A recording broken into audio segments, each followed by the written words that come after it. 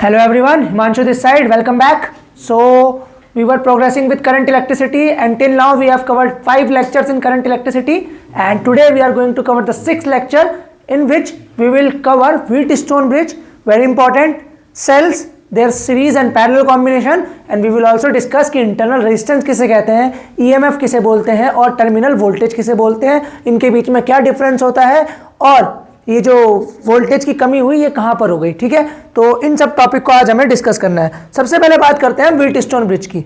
तो एक special resistors का कॉम्बिनेशन, ठीक है, special arrangement of resistors is called as Wheatstone bridge. अभी ब्रिज बनाया कैसे जाता है, देखो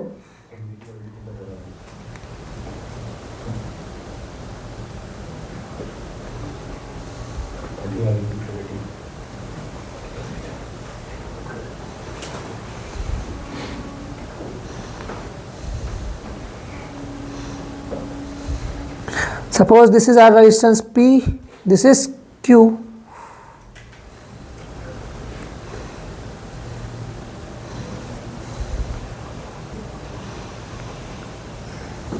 या R1 R2 से बोलते हैं इसे ना। सपोज ये रजिस्टर है अपना R1, this is R2, this is R3, this is R4 और ये जो बीच वाला है जो ब्रिज बना है दैट इज R5। ठीक, सो दिस स्पेशल कॉम्बिनेशन इसी को कहा जाता है व्हीटस्टोन ब्रिज। करंट यहाँ से एंटर हुआ और यहाँ चले गया। ठीक है, अब this circuit, this diagram, this combination of resistors is known as Wheatstone bridge. But हमें व्हीटस्टोन ब्रिज से इतना ज़्यादा लेना देना नहीं है जितना हमें इसकी बैलेंस कंडीशन से लेना देना है। Balance condition of Wheatstone bridge हमें क्या बताती है कि अगर this resistor upon this resistor, इनका ratio this resistor upon this resistor के बराबर हो जाए, मतलब R1 by R2 equals to R3 by R4, अगर ऐसा हो जाता है तो ये जो R5 वाला रजिस्टर है ये सर्किट में इसमें कितना करंट फ्लो करेगा, 0, मतलब no current will flow through R5। That means ये जो ऊपर वाला पॉइंट है और ये जो नीचे वाला पॉइंट है दोनों क्या हो जाएंगे, सेम पोटेंशियल पे, सेम वोल्टेज हो जाएगा इनका। ठीक है, let suppose this is point A, this is point B, this is point C, this is point D।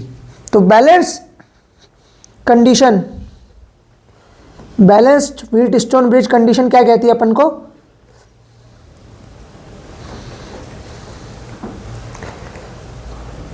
This says that R1 by R2 अगर R3 बाय R4 के बराबर हो जाए, इफ, तो क्या होगा, तो होगा ये दैट करंट थ्रू I5 कितना हो जाएगा, सॉरी करंट थ्रू R5 कितना हो जाएगा, 0। ठीक, सो this is the condition for balance Wheatstone bridge. ठीक, एग्जाम में आपको पूछेगा कि इस वाली ब्रांच में कितना करंट फ्लो करेगा अगर R1 by R2 R3 by R4 के बराबर है, तो क्या बोलोगे आप, current through this branch is 0। ठीक है, इस ब्रांच में से कोई भी करंट पास नहीं होगा, इस वजह से then VC will be equal to VD, मतलब ये दोनों पॉइंट्स का पोटेंशियल क्या हो जाएगा, सेम, तो इसके अक्रॉस वोल्टेज या पोटेंशियल डिफरेंस कितना हो जाएगा, 0। आपको पता है डेल्टा V होता है IR के बराबर, सिंस डेल्टा V 0 हो जाएगा तो I को भी क्या होना पड़ेगा, 0 होना पड़ेगा, क्योंकि पोटेंशियल डिफरेंस 0 हो जाएगा, इसीलिए करंट भी कितना होना पड़ेगा यहाँ पर, 0। ठीक, गॉट इट। तो एग्जाम में अक्सर इसका प्रूफ भी आपके सिलेबस में है, प्रूफ कराते हैं कि हाउ वी प्रूव दैट अगर R1 by R2 equals to R3 by R4 है तो R5 से करंट कितना पास होगा, 0। ठीक है, R5 0 नहीं होगा, current through R5, that is अगर इसे मैं I थ्रू R5 ये कितना आना चाहिए, 0। क्लियर, चलो तो इसका प्रूफ कराते हैं।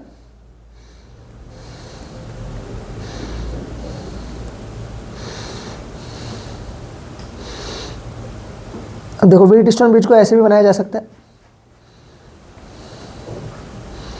बीच में गैल्वेनोमीटर ले लेते हैं,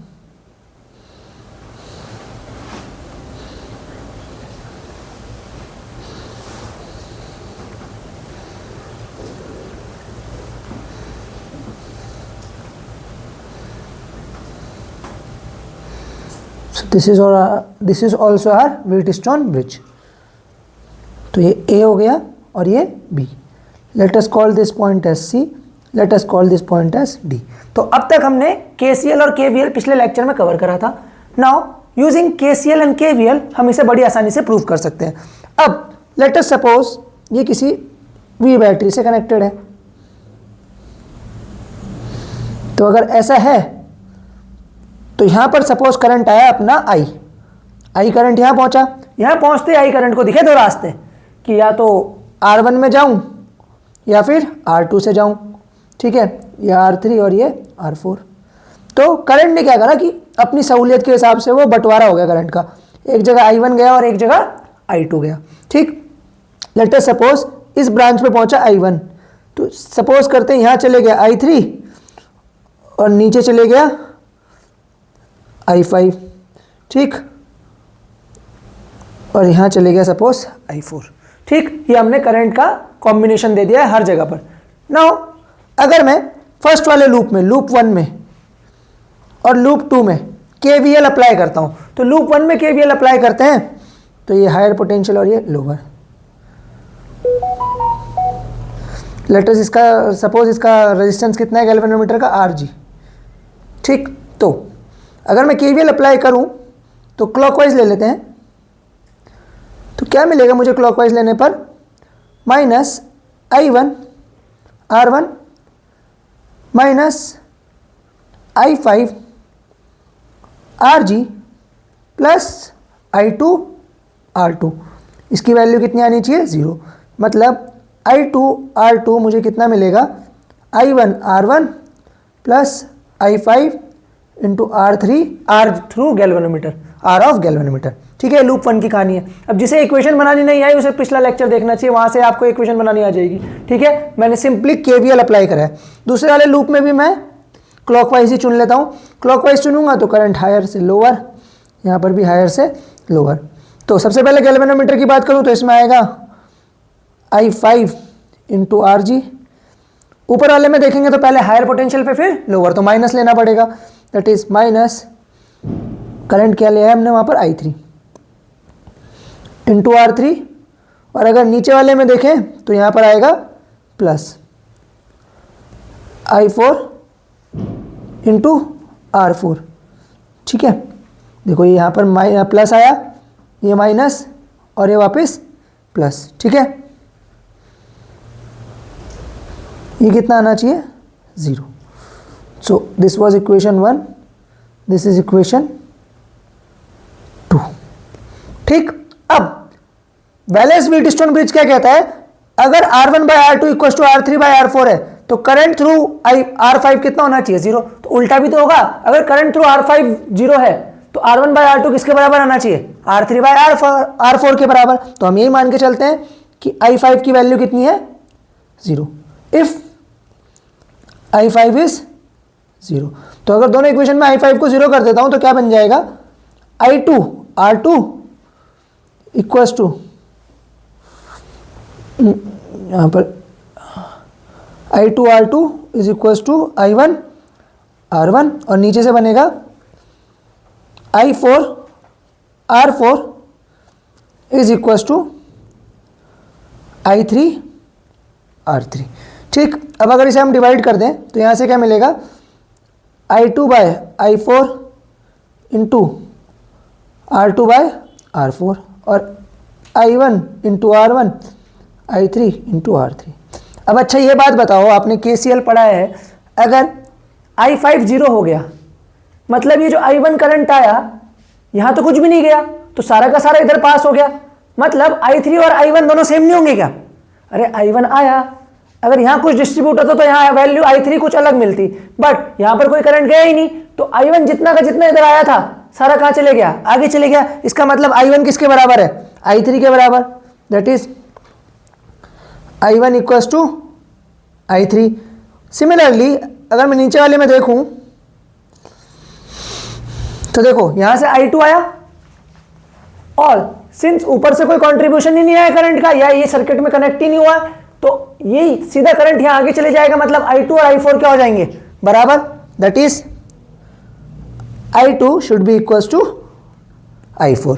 अब अगर इस कंडीशन को मैं यहां पर अप्लाई कर देता हूं, I2 R4 लिख दिया मैंने, I2 इक्वल्स टू I4, इस कंडीशन को अगर मैं यहां अप्लाई कर देता हूं तो I2 और I4 तो बराबर है और I1 और I3 भी बराबर है, तो ये कैंसिल आउट हो जाएंगे। तो क्या मिलेगा मुझे, R2 by R4 is equals to R1 by R3, थोड़ा सा रीअरेंज कर देता हूं तो कितना मिल जाएगा, R1 by R2 equals to R3 by R4। तो यहां से बड़ी आसानी से हमने प्रूव कर दिया बैलेंस्ड व्हीटस्टोन ब्रिज कंडीशन की। अगर बीच वाली ब्रांच में से करंट कितना पास होता है, 0, तो R1 बाय R2 किसके बराबर होना चाहिए, R3 बाय R4। या उल्टा भी बोल सकते हैं कि अगर R1 by R2 R3 by R4 के बराबर है तो क्या होगा, बीच वाली ब्रांच में से कितना करंट पास होगा, 0। ठीक है, तो होना क्या है, इसके बाद ये जो सर्किट है वो कुछ ऐसा दिखने लगेगा। अगर बैलेंस व्हीटस्टोन ब्रिज कंडीशन है तो ऊपर वाले दोनों को किस में कनेक्ट कर दोगे आप, सीरीज में, नीचे वाले दोनों को किस में कनेक्ट कर दोगे, सीरीज में, और इन दोनों को आपस में किस में कनेक्ट कर दोगे, पैरेलल में। ठीक है, तो ये हो गए आपके सीरीज, ये दोनों भी हो जाएंगे सीरीज और आपस में क्या हो जाएंगे, पैरेलल। ठीक है, so that is how you solve a balanced Wheatstone bridge. चलिए कुछ एग्जांपल देखते हैं जहां पर आप इन्हें अप्लाई करेंगे।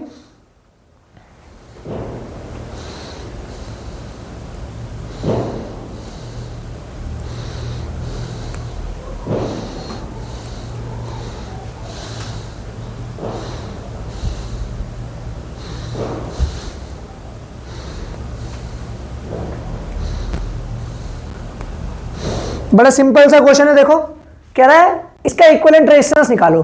तो सबसे पहले आपकी नजर जानी चाहिए कि ऐसा अगर ब्रिज सा बन रहा है तो क्या ये बैलेंस तो नहीं है। तो देखो R1 by R2 1/2 is equal to R3 by R4 1/2, मतलब कौन सा है, बैलेंस्ड व्हीटस्टोन ब्रिज। और जब भी बैलेंस व्हीटस्टोन ब्रिज दिखे तो अपने को क्या करना है, बीच वाले को गायब कर देना है। बीच वाले को गायब करोगे तो ऊपर के दोनों किस में आ गए, सीरीज में, नीचे के दोनों भी किस में आ गए, सीरीज में, और आपस में क्या हो गया, पैरेलल। तो बड़ा आसान है, 15 और 15 सीरीज में कितना देगा, 30, तो ऊपर आ जाएगा अपन का 30 और नीचे कितना आएगा 60। और इनका पैरेलल कॉम्बिनेशन सॉल्व करना आप जानते ही हो, 60 इंटू 30 अपॉन 60 प्लस 30 है ना।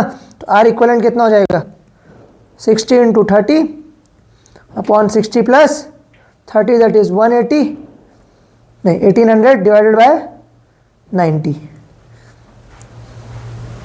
तो ये कितना आ जाएगा, 9 1 जा 9 2 जा 20 ओम। तो बड़ा आसान है, व्हीटस्टोन ब्रिज अगर कहीं परफेक्ट बनता है तो काम आपके लिए बहुत आसान होने वाला है। ठीक है, और कुछ एग्जांपल देखते हैं व्हीटस्टोन ब्रिज से अगर हमें मिले तो।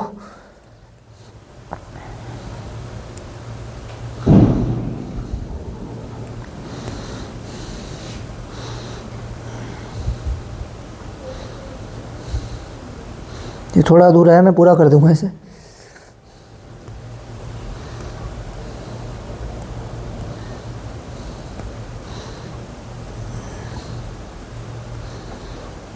ये देखो, अब गौर से देखिए इसे, this upon this is equal to this upon this. Again क्या बन रहा है, एक बैलेंस व्हीटस्टोन ब्रिज। तो बीच में जितनी भी ब्रांच है इसमें से करंट कितना पास करो, 0। करंट 0 पास होगा तो इसे गायब कर दो, यहाँ से गायब कर दोगे तो ऊपर के दोनों किस में आ गए, सीरीज। तो सीरीज में आ गए तो ऊपर के दोनों कितना मिलेगा, अपने को मिलेगा ऊपर से 2R और इन दोनों का भी कितना मिलेगा, 2R। तो R इक्विवेलेंट के साथ कितना हो जाता है इस केस में, R बाय N। R कितना है यहाँ पर 2R और N कितना है 2, तो R इक्विवेलेंट कितना हो गया R। बड़ा आसान क्वेश्चन, ठीक है, क्लियर। तो कहीं पर कई क्वेश्चन आसान भी होंगे, वहां पर आपको डायरेक्ट व्हीटस्टोन ब्रिज देखने को मिलेगा, बट कई जगह पर आपको व्हीटस्टोन ब्रिज बनाना पड़ेगा। जैसे कि ये एक एग्जांपल है,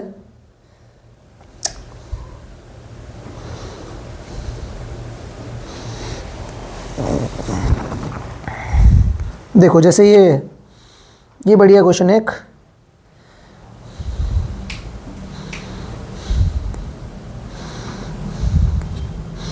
अब पहली नज़र में अगर आपने क्वेश्चन देखा तो बड़ा अटपटा लगेगा कि कैसे किया जाए इस क्वेश्चन को, है ना। पर अगर गौर से देखो इसे तो ये भी एक बैलेंस व्हीटस्टोन ब्रिज बनेगा। कैसे बनेगा अभी समझाते हैं। ऐसे क्वेश्चंस को अपन ने करना है पोटेंशियल मेथड से। अब यहाँ पर इस पॉइंट का पोटेंशियल है ए, यहाँ पर रजिस्टर 10 ओम गया, तो सपोज कुछ पोटेंशियल इसके अक्रॉस खर्च हो गया, तो यहाँ पर कितना मिल गया, कुछ पोटेंशियल का ड्रॉप हो गया, तो यहाँ पर पोटेंशियल कितना हो गया, बी नहीं लेते, बी तो ऑलरेडी वहाँ पर है, तो यहाँ पर ले लेते हैं अपन एक्स ले लेते हैं, ठीक है, क्लियर, हमें पता नहीं है। और यहाँ पर भी कुछ ना कुछ वोल्टेज का ड्रॉप आएगा, तो यहाँ कितना ले लेते हैं वाई। सो सपोज हेयर कितना है वाई, ठीक है। तो अब अपने पास 4 पॉइंट आ गए, ए भी है, एक्स भी है, वाई भी है और बी भी है। तो इसको अगर मैं ड्रॉ कर लूँ,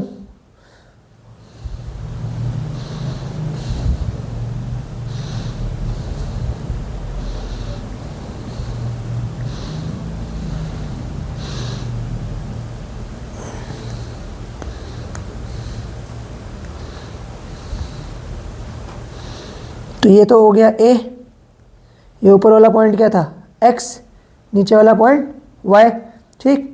और x से b तक भी एक रजिस्टर कनेक्टेड था, और y से b पर भी एक, और a और b के बीच में भी एक रेजिस्टेंस कनेक्टेड है।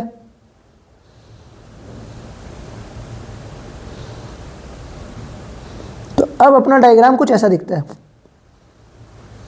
ठीक है। ये पॉइंट बी हो गया और ये वाला पॉइंट क्या हो गया ए। अच्छा, ये 10, ये 10, ये 10, ये 10, ये 10 और ये भी 10। अब देखो यहाँ पर गौर से, P upon Q R upon S के बराबर है ना, या R1 by R2 equal to R3 by R4 है, तो बीच वाले को क्या कर देना है अपन ने, गायब। तो ये दोनों किस में हो जाएंगे, सीरीज, ये दोनों अगेन सीरीज, ये दोनों पैरेलल, और ये तीनों भी पैरेलल। तो 10 और 10 कितना होगा ऊपर 20, नीचे भी कितना आएगा 20, और नीचे कितना आएगा लास्ट में 10।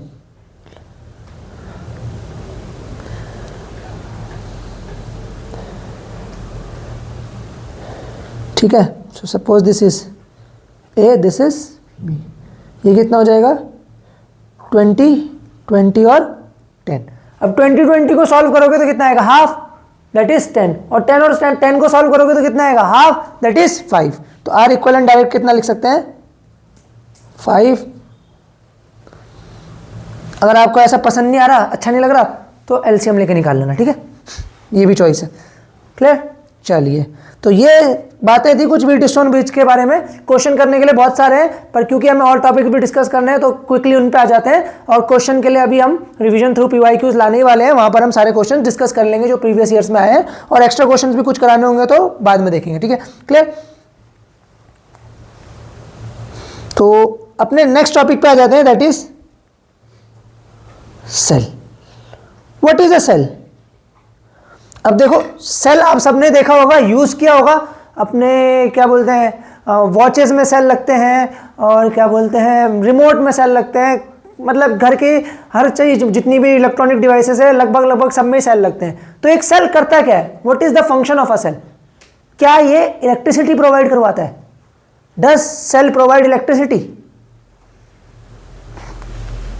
या फिर सेल क्या करता है, पोटेंशियल डिफरेंस प्रोवाइड कराता है, या सेल फोर्स प्रोवाइड कराता है? क्या है, आपको क्या लगता है कि सेल क्या प्रोवाइड कराता होगा? इलेक्ट्रिसिटी प्रोवाइड कराता है, पोटेंशियल डिफरेंस प्रोवाइड कराता है, या फोर्स प्रोवाइड कराता है? तो अगर मैं आपको बताऊं कि सेल क्या प्रोवाइड कराता है, it only provides the necessary potential difference. इस पोटेंशियल डिफरेंस की वजह से इलेक्ट्रॉन पे लगता है फोर्स, फोर्स की वजह से होता है वर्क, और जो ईएमएफ आप पढ़ते हैं इलेक्ट्रोमोटिव फोर्स, एक्चुअली में वो कोई फोर्स नहीं है, but rather it is work done per unit charge. वो उसका नाम इलेक्ट्रोमोटिव फोर्स इसलिए लग गया था क्योंकि हिस्टोरियंस को उस टाइम पर जब उन्होंने ये सेल ढूंढा था तो they didn't have that conceptual clarity to understand कि ये फोर्स नहीं है बल्कि work done per unit charge है। तो बाद में इसका नाम चेंज नहीं करा, तो वैसे का वैसे ही रहने दिया। एक्चुअली में EMF is not a force, EMF is work done per unit charge और पोटेंशियल डिफरेंस। तो एक सेल क्या करता है, अ cell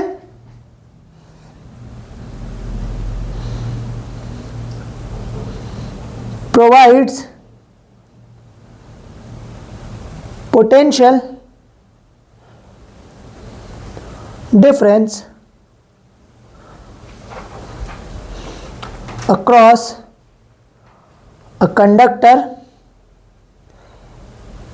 which helps in maintaining the flow of current in the circuit. ठीक है, तो करंट प्रोवाइड नहीं करवाता बल्कि पोटेंशियल डिफरेंस प्रोवाइड करवाता है, जिसके कारण करंट सर्किट में लगातार फ्लो करता है। ठीक है, क्लियर। जो अपना इलेक्ट्रोलिटिक सेल है, इलेक्ट्रोलिटिक सेल में अपने होते हैं दो रॉड्स, है ना।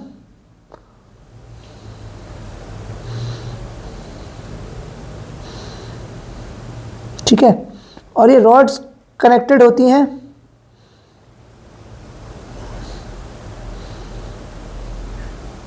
इलेक्ट्रोलिटिक सॉल्यूशन में। यहां पर क्या होता है, इलेक्ट्रोलाइट का सॉल्यूशन।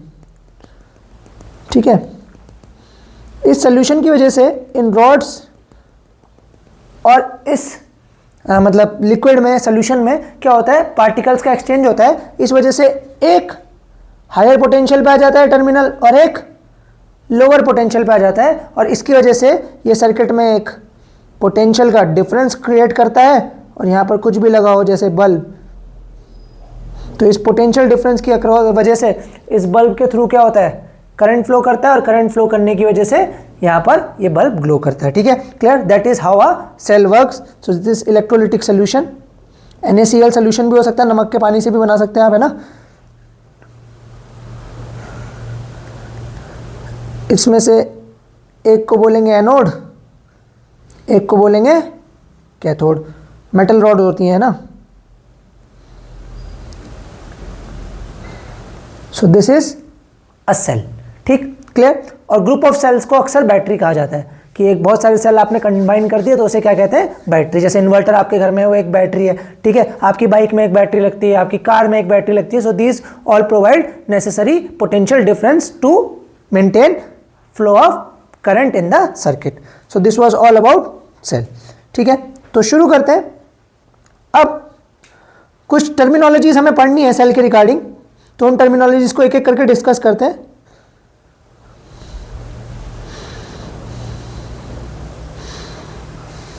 तो सबसे पहली टर्मिनोलॉजी होती है EMF। हिस्टोरिकल नेम क्या है EMF का,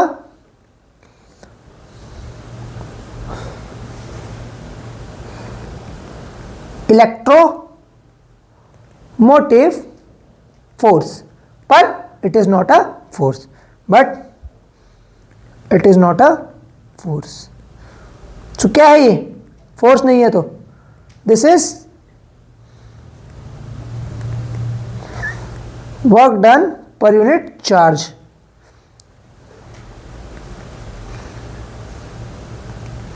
चार्ज, और simply we can say this is potential difference।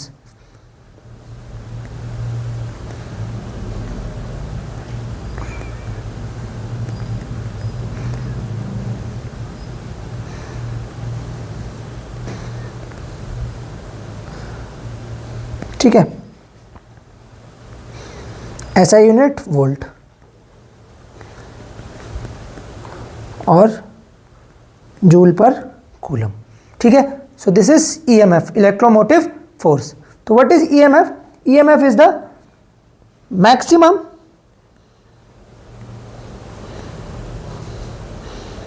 potential difference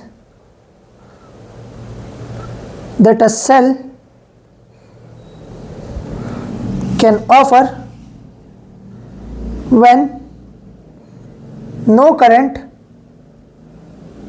is drawn from it। अब क्या है ये मैं समझाता हूं एक प्रैक्टिकल सिचुएशन से। आप मार्केट गए, मार्केट से आपने सेल या बैटरी खरीदी, उस बैटरी पे लिखा हुआ था, उस बैटरी पैक पे लिखा हुआ था EMF इक्वल्स टू 12 वोल्ट। ठीक, आप उस बैटरी को लाए,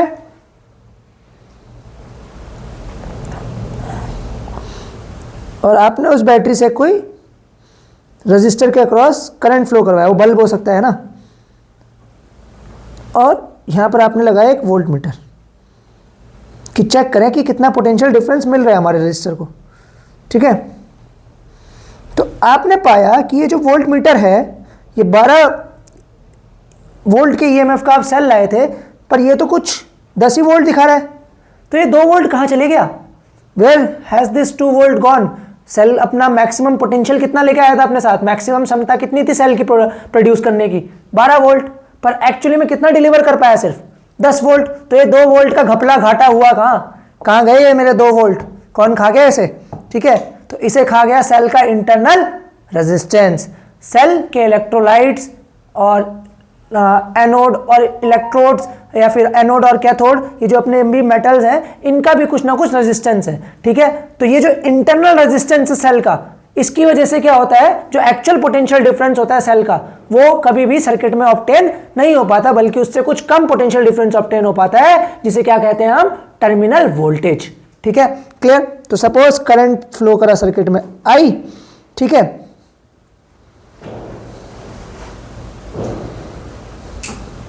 आई करंट फ्लो करा, ठीक। तो अगर मैं इसमें किरचॉफ लगाऊं, आपने किरचॉफ पढ़ ही लिया है, तो मैंने पाया that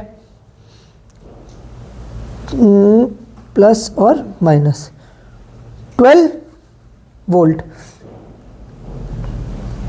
equals to I R, यहां पर जाएगा आपका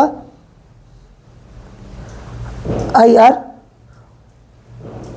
प्लस समथिंग एक्स, मुझे नहीं पता कितना है, पर अभी उस एक्स की वैल्यू पता चल जाएगी। देखो, तो ईएमएफ था 12 वोल्ट, ये आई आर, इसके क्रॉस कितना पोटेंशियल डिफरेंस हुआ? इसने कितनी रीडिंग दिखाई? 10 वोल्ट। तो ये एक्स कितना आ गया? ये एक्स आया 2 वोल्ट। तो ये 2 वोल्ट कहां गया? This was consumed by the internal resistance of the circuit। जब बैटरी करंट ड्रॉ करेगी सर्किट में, तो इंटरनल रेजिस्टेंस के अक्रॉस भी कुछ वोल्टेज का क्या हो जाएगा? ड्रॉप। तो अगर मैं इक्वेशन लिखूं अब, तो इक्वेशन क्या बनेगी? E equals to V plus I R, या फिर ऐसा लिख सकते हैं E minus I R equals to, ठीक, क्लियर? ठीक, बहुत बढ़िया। तो ये E हो गया आपका EMF, आर हो गया आपका इंटरनल रेजिस्टेंस, और वी को बोलते हैं पोटेंशियल डिफरेंस, या बोलते हैं इसे टर्मिनल वोल्टेज। ठीक, क्लियर हो गया। तो यहां से अगर मैं करंट की वैल्यू निकालूं, तो मेरे को मिलेगा E इक्वल टू वी की वैल्यू कितनी थी? आई आर प्लस आई आर, जहां पर आर हो गया आपका external resistance,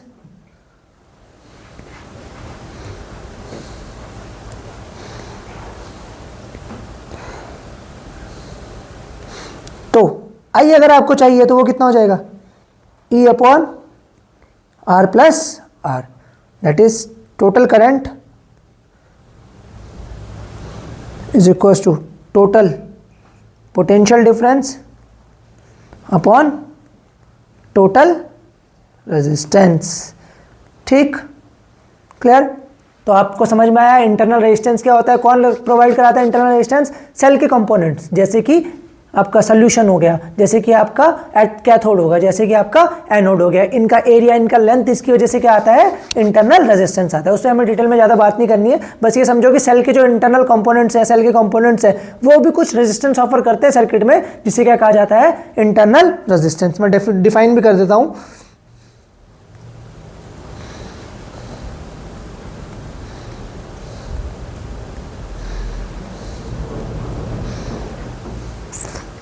The resistance offered by the internal components of cell such as cathode, anode, ionic solution, ठीक है, is known as internal resistance और टर्मिनल वोल्टेज को भी डिफाइन कर देते हैं. What is terminal voltage? Delta V या V से दिखाते हैं इसे. The actual potential difference offered by the cell in the external circuit when current is drawn from it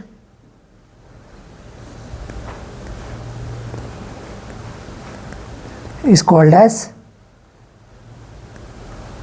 terminal voltage. ध्यान रखिएगा, ईएमएफ हमेशा टर्मिनल वोल्टेज से क्या होगा? ज़्यादा. EMF will be always greater than और equal to V. Equal to कब होगा? जब आई कितना हो जाए? 0, क्योंकि ई कितना होता है? V plus I R. अब अगर आई को अगर 0 कर दे तो ई किसके बराबर आ जाएगा? वी. और ये कब पॉसिबल है? When circuit is open. जब सर्किट क्लोज हो जाएगा, कुछ ना कुछ करंट होगा, उस केस में आई कितना हो जाएगा? 0. तो E will be always greater than V. ठीक है, V will be always lesser than E. Clear? Now talking about combination of cells. Just like हमने कॉम्बिनेशन ऑफ रेजिस्टर्स डिस्कस किया है, हमने कॉम्बिनेशन ऑफ कैपेसिटर्स डिस्कस किया है, आज हम कॉम्बिनेशन ऑफ सेल्स भी डिस्कस करेंगे. ठीक है, तो वही दो पुराने घिसे पिटे कॉम्बिनेशन. पहला सीरीज कॉम्बिनेशन और दूसरा पैरेलल कॉम्बिनेशन. ठीक है,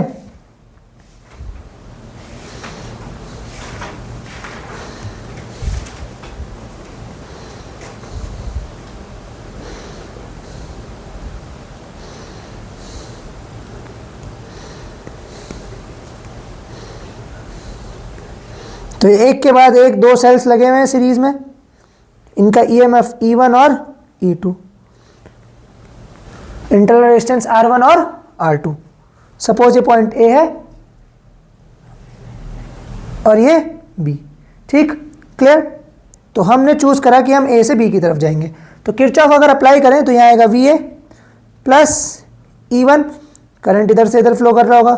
ठीक है, प्लस आई इंटू, ये माइनस होगा, sorry, minus I into R1 plus E2 minus I into R2 equals to VB. ठीक है, तो यहाँ से क्या मिलेगा हमें? VA plus E1 plus E2 minus I R1 plus R2 equals to VB. ठीक है, तो यहाँ से मिला हमें E1 प्लस E2, इसे उधर भेज देता आई R1 प्लस R2, और ये कितना हो जाएगा? VB minus VA. तो दिस विल बी, इसे अगर हम कंपेयर करें, E equivalent equals to V plus I into R equivalent, जो कि इक्वेशन हमने अभी डिराइव करी थी. तो अपने को क्या मिलेगा ऑन कंपेयरिंग? E इक्वलेंट कितना आ गया? E1 प्लस E2, और R इक्वलेंट कितना आ गया? R1 plus R2. ठीक है, सो this is series combination. E equivalent हो गया E1 प्लस E2 और R इक्वलेंट हो गया R1 plus R2. VB minus VA हो गया potential difference, that is V. ठीक, और I हो गया total current in the circuit. तो अगर if n cells each of resistance small r is connected in a circuit, तो क्या होगा? E इक्वलेंट कितना हो जाएगा? and each of resistance small r and EMF E is connected in a circuit. तो E equivalent कितना हो जाएगा? E plus up to n times, तो कितना हो जाएगा? n times E. ठीक, और अगर आर इक्वलेंट की बात करें तो कितना हो जाएगा, R plus up to n times, है ना। तो ये कितना हो जाएगा, एन टाइम्स आर। तो मतलब अगर आपको कभी भी घर में सेल्स कनेक्ट करने हो तो किस में कनेक्ट करना है, सीरीज में। सीरीज में सेल कनेक्ट करोगे तो क्या होगा, ईएमएफ आपका ज़्यादा मिलेगा। अगर पैरेलल में करोगे तो क्या होगा वो अभी देखते हैं, ठीक है। तो दूसरे कॉम्बिनेशन की बात करते हैं, that is cells in parallel.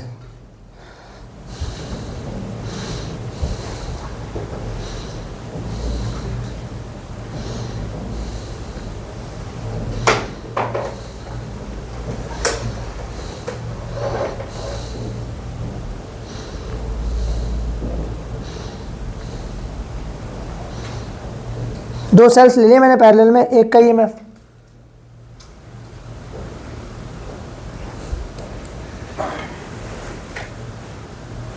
ये किसने करा है,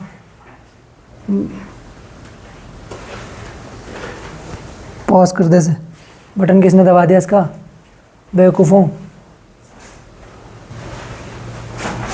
हाँ तो ये वाले सेल का ईएमएफ E1 ले लेते हैं, इंटरनल रेजिस्टेंस R1, दूसरे वाले सेल का EMF into internal resistance R2।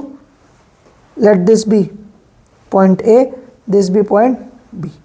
अब सपोज यहाँ से करंट आया I, या ऐसा बोल सकते हैं कि इस सेल ने करंट ड्रॉ करा I1, इस सेल ने करंट ड्रॉ करा I2, तो टोटल करंट कितना हो गया I, और यहाँ से एंटर भी कितना करा I।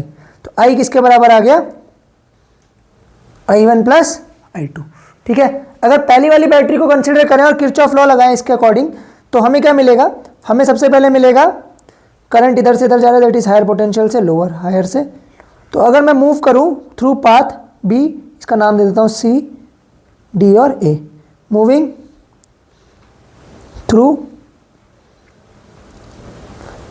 B, C, D and A, we get, सबसे पहले आएगा VB, फिर आएगा minus I1 R1 plus E1, और ये किसके बराबर आ जाएगा, VA, ठीक है।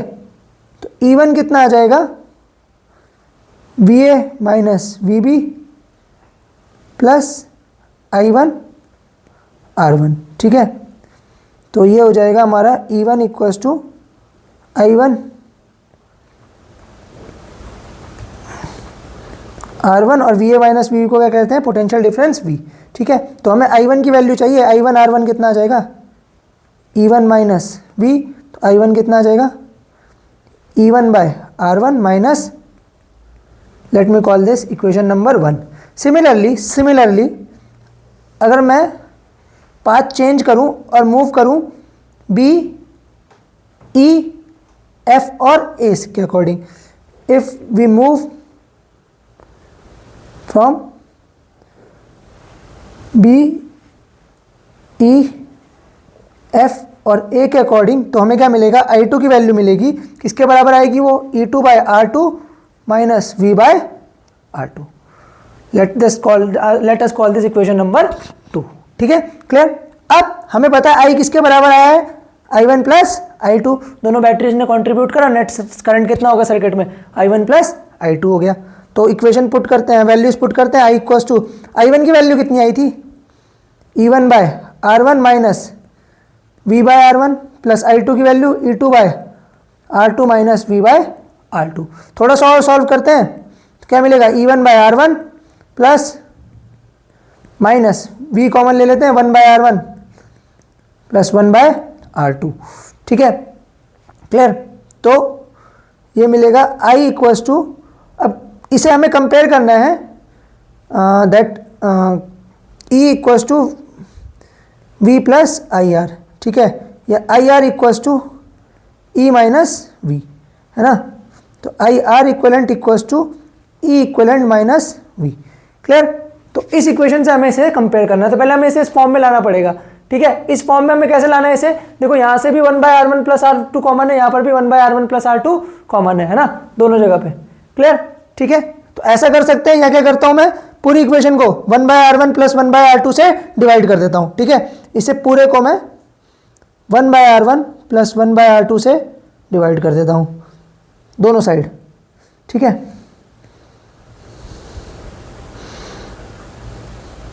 देखो आपको समझ में आएगा क्यों करा है।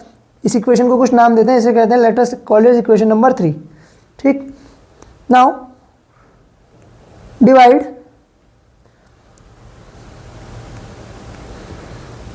Divide equation number 3 by 1/R1 plus 1/R2 on both sides कर देते हैं, ठीक है।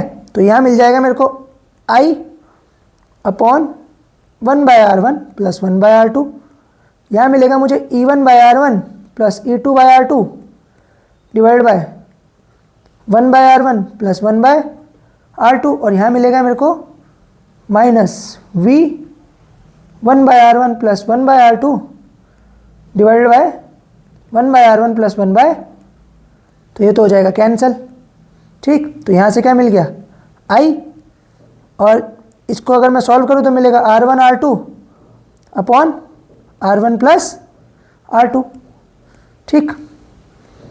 और यहाँ से मिलेगा E1/R1 प्लस, ठीक हो गया, और यहाँ से मिला V। अब देखो ये इक्वेशंस आपस में कंपेयर हो सकती हैं, ठीक है। कहाँ गई ये I इंटू आर इक्वलेंट, तो आर इक्वलेंट कितना है यहाँ से, ये आया जो भी इसके साथ मल्टीप्लाई, आर इक्वलेंट की वैल्यू कितनी आई R1 R2 अपॉन, और ई इक्वलेंट कितना आया, देखो ई इक्वलेंट ये वाली टर्म है, तो ई इक्वलेंट कितना है अपने पास E1/R1 प्लस E2/ अपॉन, ठीक। तो ये आपको ध्यान रखना है, पैरेलल कॉम्बिनेशन में आर इक्वलेंट पैरेलल की तरह ही आता है, और ई इक्वलेंट की वैल्यू कितनी आती है E1/R1 plus E2/R2 upon 1/R1 plus 1/R2। ये कब है, जब सेम पोलैरिटी रखी है। अगर मैं पोलैरिटी चेंज कर दूंगा तो क्या होगा, ई इक्वलेंट कितना हो जाएगा E1/R1 माइनस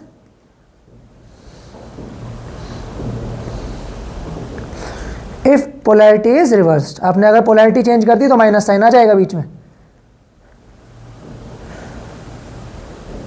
ठीक है, क्लियर। अच्छा, अगर if n cells each of EMF E and internal resistance R are connected in parallel, तो क्या होगा, देखो E इक्वलेंट कितना आ जाएगा E/R plus up to so on, और नीचे क्या आ जाएगा 1/R plus 1/R plus 1/R plus up to so on. कहाँ तक हो रहा है ये, n तक, ठीक है। तो n टाइम्स रिपीट होगा तो ऊपर क्या आ जाएगा NE/R, और नीचे क्या आ जाएगा N/R।